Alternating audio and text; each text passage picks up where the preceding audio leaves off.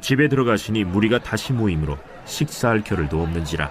예수의 친족들이 듣고 그를 붙들러 나오니 이는 그가 미쳤다 하밀러라. 예루살렘에서 내려온 서기관들은 그가 바알세불이 집혔다 하며 또 귀신의 왕을 힘입어 귀신을 쫓아낸다 하니 예수께서 그들을 불러다가 비유로 말씀하시되, 사탄이 어찌 사탄을 쫓아낼 수 있느냐? 또 만일 나라가 스스로 분쟁하면 그 나라가 설 수 없고, 만일 집이 스스로 분쟁하면 그 집이 설 수 없고, 만일 사탄이 자기를 거슬러 일어나 분쟁하면 설 수 없고 망하느니라.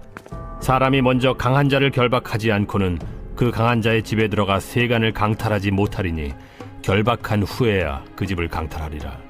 내가 진실로 너희에게 이르노니 사람의 모든 죄와 모든 모독하는 일은 사심을 얻되 누구든지 성령을 모독하는 자는 영원히 사심을 얻지 못하고 영원한 죄가 되느니라.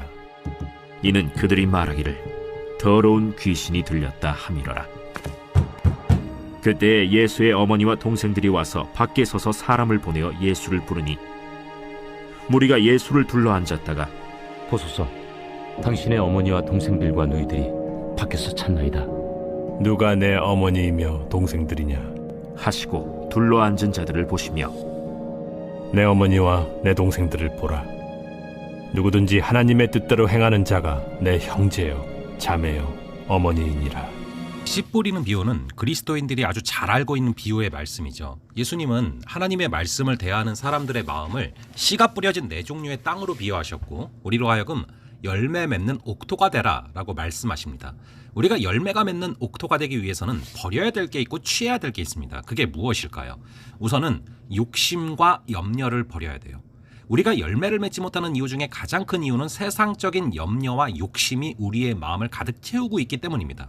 염려와 욕심은 하나님의 말씀을 온전히 받아들이는 데 있어서 가장 큰 장애물이 됩니다. 여러분, 그릇 안에 음식물이 담겨 있으면 새로운 것을 제대로 담을 수가 없는 것과 똑같습니다. 왜 우리는 세상 일로 염려하고 재리에 욕심을 낼까요? 첫 번째 이유는 하나님을 향한 신뢰가 부족하기 때문입니다. 하나님이 삶을 책임져 주심을 믿지 않으면 현실의 문제가 점점 크게 보입니다. 예수님은 공중의 새를 먹이시고 들꽃을 입히시는 하나님의 돌보심을 생각해보라 라고 말씀하십니다. 하나님은 이스라엘 백성이 40년간 광야에서 생활하실 때도 그들의 옷도 신발도 헤어지지 않게 하신 분이죠. 날마다 만나와 메추라기를 주셔서 부족함 없이 먹이시는 분이십니다. 그러므로 염려 대신에 공급하시는 하나님을 신뢰하시기 바랍니다. 두 번째 이유는 세상을 사랑하기 때문입니다. 세상에서 맛보는 쾌락과 편안함을 하나님을 따르고 섬기는 기쁨보다 우선시할 때 사람은 욕심을 내게 되는 것이죠. 사도 바울과 함께 선교에 힘쓰던 데마는 세상을 사랑하여 데살로니가로 가버렸습니다.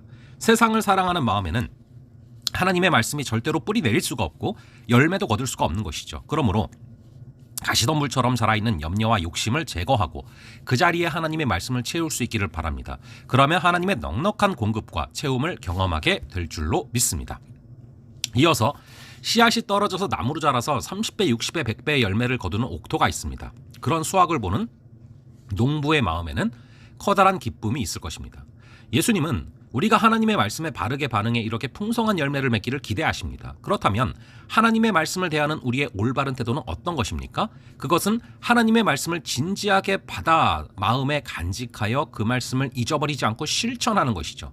사도 바울은 베레아에서 복음을 전했습니다.